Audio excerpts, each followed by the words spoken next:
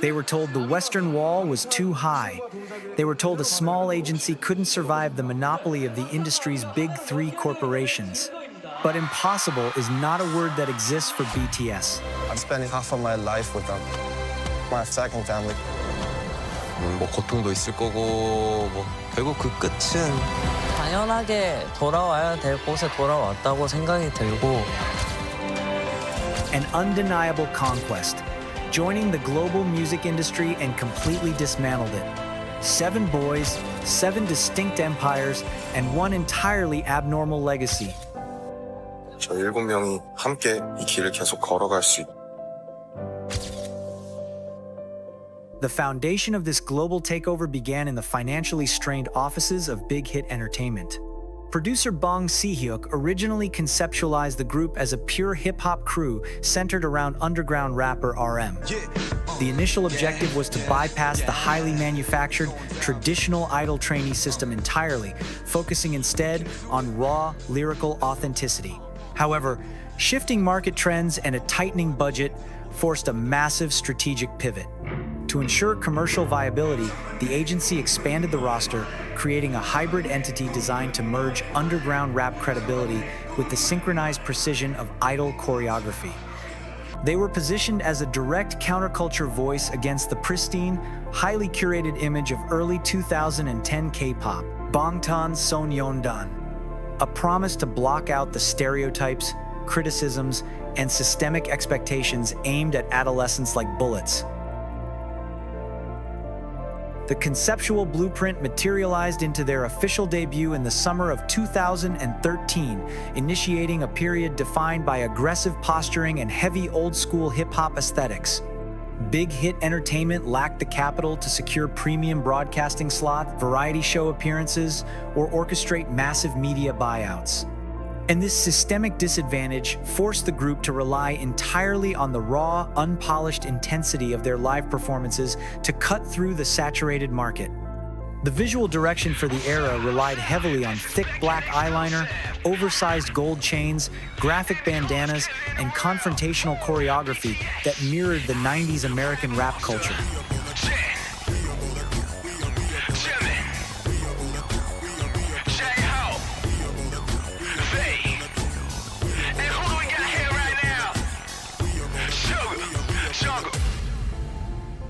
They presented themselves as rebellious youth, demanding an answer from a society that forced students into rigid, suffocating academic paths, using school buses and classroom sets as their primary visual battlegrounds. Commercially, the debut made a minimal dent, peaking at number 124 on the Gaon digital chart. By industry metrics, this was easily dismissible. But beneath the surface-level numbers, it established a fiercely dedicated niche audience, the foundation of ARMY, who resonated deeply with that unfiltered, anti-establishment messaging. The aggressive hip-hop exterior could only take them so far before a sonic and visual pivot became necessary for corporate survival. Facing mounting financial pressure at their agency, the group completely abandoned their abrasive debut concept for the most beautiful moment in life era. This is considered to be the trilogy of albums that really got BTS on the path to stardom. The recording process shifted radically toward melodic, emotional synth pop, focusing on the vulnerability, despair, and fleeting beauty of youth rather than overt societal rebellion. The accompanying visual media executed a similar 180-degree turn.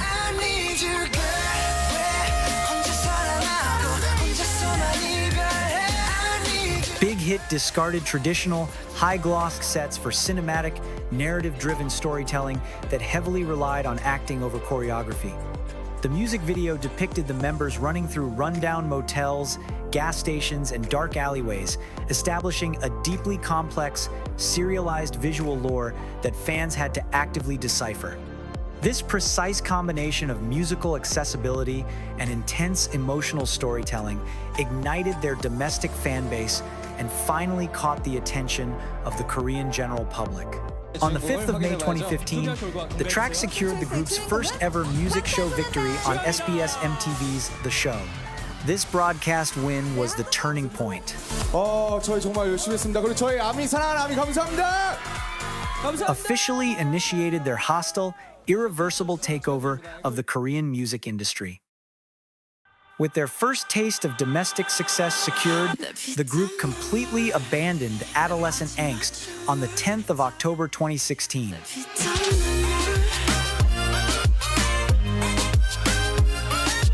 The track Blood, Sweat and Tears introduced a heavy moombot trap sound to the Korean mainstream, a genre largely unexplored by other groups at the time. It showcases a vocal and rap delivery that was sensual, restrained, and entirely removed from their hip-hop origins. The conceptual framework was explicitly intellectual, drawing direct inspiration from Hermann Hesse's 1919 novel Demian. Visually, the era was a masterclass in opulence. Styled in velvet blazers and silk, the members moved through museum sets filled with Renaissance paintings and classical sculptures. This massive aesthetic gamble paid off. It culminated in their first ever Daesang for Album of the Year at the Melon Music Awards 2016.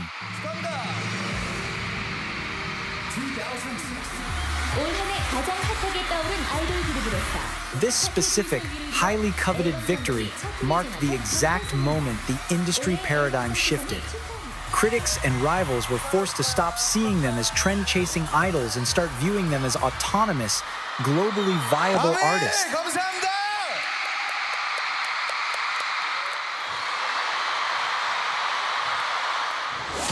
And that's not even the most insane part. What started as a domestic shift was about to trigger an international algorithm anomaly.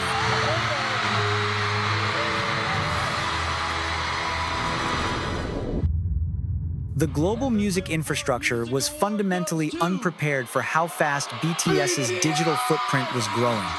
In May 2017, they officially breached the Western Wall by attending the Billboard Music Awards in Las Vegas. At the Billboard Music Awards, oh my gosh. Army, our friend, and thank you very much.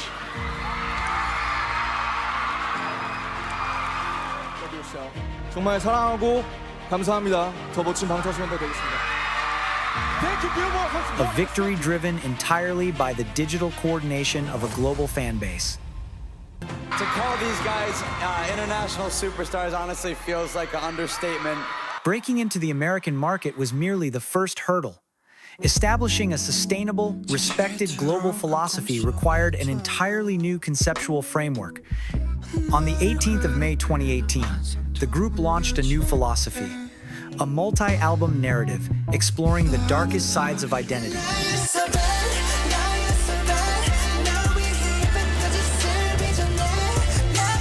The lead single, Fake Love, utilized heavy emo hip-hop and suffocating rock elements to convey a sense of psychological exhaustion. The visuals mirrored this descent.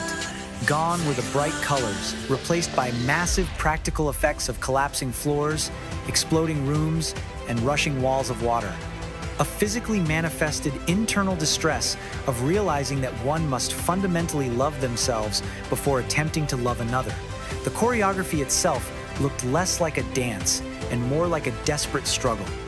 This theme resonated on a scale previously thought impossible for a non-English release. And the album Love Yourself Tear catapulted to #1 on the US Billboard 200, making them the first Korean act in history to reach that milestone.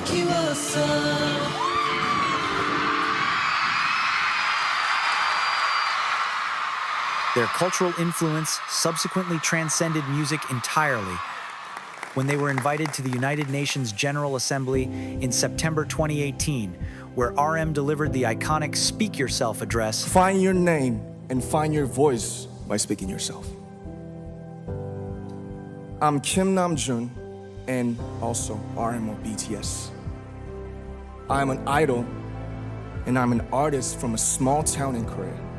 Cementing their status as global diplomats representing the youth demographic. Building on our belief that true love first begins with loving myself. By the summer of 2019, the group's philosophical dominance had translated into an iron grip on the global stage. On June 1st and 2nd of 2019, they officially broke the wall by becoming the first South Korean act to headline London's iconic Wembley Stadium.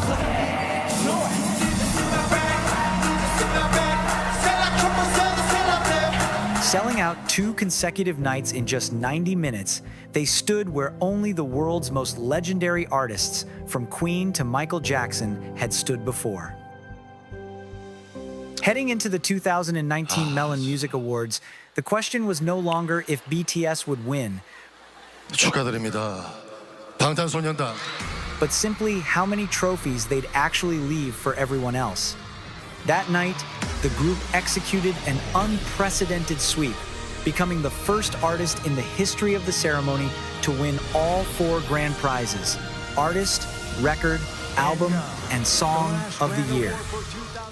시호가 밥 한번 사라. BTS! 감사합니다, 여러분들.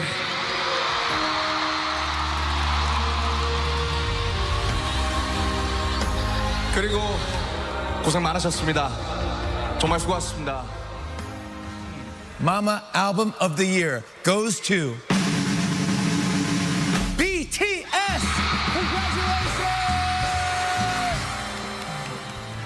저희가 여러분들한테 나타날 수 있을 것 같아요. 기대 많이 해주세요. 여러분 감사합니다. Thank you, Jimin! This absolute domestic sovereignty was physically demonstrated through an extravagant 37-minute performance spectacle that made standard award show stages look tiny. By blending traditional Korean instrumentation and sword dances with their aggressive hip-hop tracks, they delivered something that felt more like an Olympic opening ceremony than a music show. The sheer magnitude of this sweep effectively ended any remaining debates regarding the Korean industry hierarchy. They forced the domestic audience and rival agencies to acknowledge their unparalleled scale.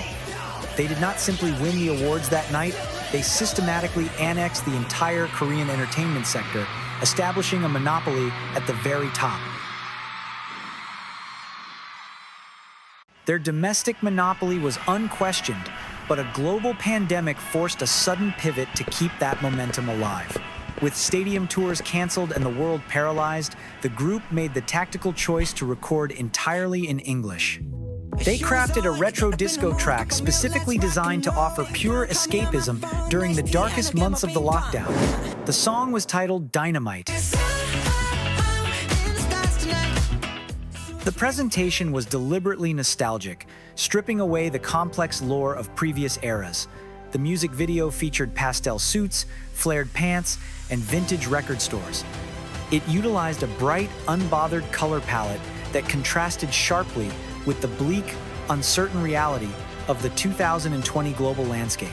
This strategic pivot paid off on an unprecedented scale, successfully cracking the code of American radio play. The track debuted at #1 on the Billboard Hot 100, maintaining the position for 3 total weeks. Dynamite transformed them from massive international stars into unavoidable household names, proving they possessed the infrastructure to conquer the global market even when the world was standing entirely still. But what happens next completely flips the game, permanently transformed the very DNA of the industry. Between 2021 and 2022, the sheer scale of their success broke the metrics used to measure K-pop's viability. Before this, a group selling 1 million physical albums was a generational anomaly, a peak reserved for legends. But BTS began generating multi-million unit sales within hours of a pre-order launch, establishing a terrifying new baseline for the entire Korean entertainment sector. Industry observers and fandoms across platforms noted that what was once considered astronomical success had suddenly, brutally been normalized. The landscape shifted to the point where if a modern top-tier group fails to hit 1 million sales, they are heavily scrutinized by the public and labeled as entering a flop era. BTS made the mathematically abnormal look standard, forcing every competing agency to rewrite their financial projections. This BTS effect meant they were no longer just players in the game, but rather the creators. Fans and executives alike began holding entirely different groups to the sky-high standards BTS had established. They had become the impossible benchmark by which all future artists, regardless of agency or concept, would be ruthlessly judged.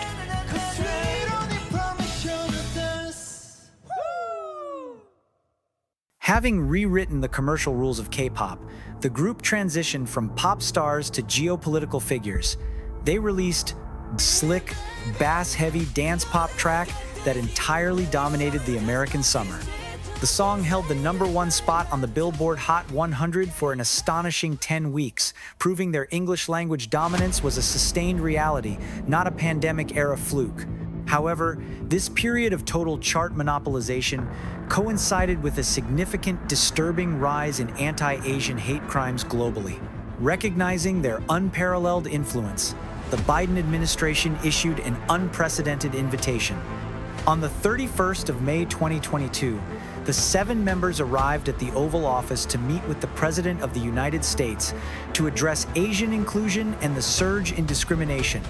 The image of a Korean musical act leveraging their chart supremacy to leverage a platform at the epicenter of American political power was unparalleled in modern history.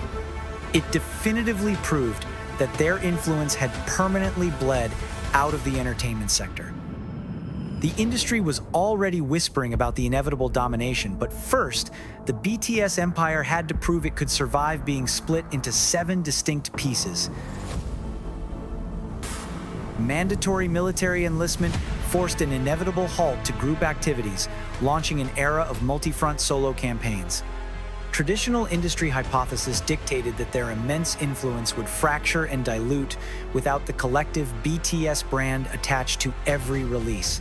Instead, the members launched 7 individualized, globally dominant takeovers. Jimin explored dark, intoxicating synth-pop with Face, making history as the first Korean soloist to top the Hot 100. Jungkook aggressively claimed the title of global pop prince with his album Golden, securing his own Hot 100 #1 with the track 7. Concurrently, Suga embarked on a massive, sold-out worldwide arena tour under his August D moniker, proving the lethal, standalone commercial viability of the group's rap line on a global stage without a single pop vocal track. Meanwhile, RMV, JHope, and Jin released critically acclaimed, highly experimental projects that systematically dismantled the traditional idol aesthetic. They explored everything from alternative R&B and indie pop to jazz and raw street dance concepts. This era provided the final, undeniable proof that the group's power was not a collective illusion or a marketing gimmick. It was backed by 7 individual titans, each fully capable of moving the global needle entirely on their own.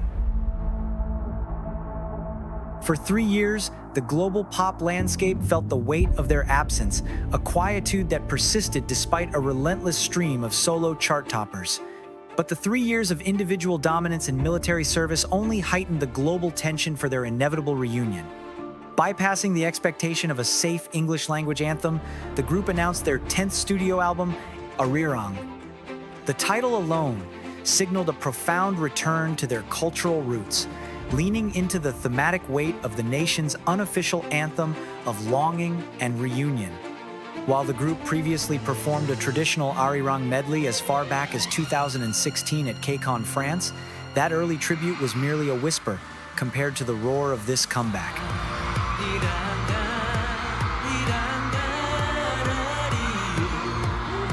The concept for this era is a profound modern reimagining of a real historical event, involving 7 young Korean men who traveled to the United States to make the first ever audio recordings of Korean music. BTS is using this history to bridge a 130-year gap. Back then, 7 students were the first to record the Korean sound in the West in 1896, and now, exactly 7 members stand as the ultimate architects of that sound in 2026. A studio album drop is simply not enough to contain the cultural and emotional weight of this return. On March 21st, the day after the album's release, the group will execute a historic, live-streamed concert directly from Gwanghwamun Square, the official palace of Joseon Dynasty. They are effectively shutting down the center of Seoul to partner with Netflix for a massive, unprecedented global broadcast. The scale of this event will bridge the gap between an intimate domestic homecoming and an international digital stadium, allowing millions across 200 countries to witness the reunion simultaneously. Expect them to command the stage without losing a fraction of the raw, aggressive intensity that defined their rookie years. The story of BTS isn't a fairy tale about a boy band getting famous. They arrived in an industry that actively attempted to reject them, armed with nothing but raw ambition and an airtight discography, and proceeded to dismantle every systemic barrier placed in their path. Reaching the top of the K-pop industry wasn't enough. They established a standard of success so entirely abnormal that it remains out of reach for anyone else. They bypassed Western gatekeepers, rewrote Billboard history, and forced the highest political offices in the world to acknowledge their cultural weight. They had left the global stage for years, conquered their respective solo endeavors, and returned only to find their collective throne entirely untouched and waiting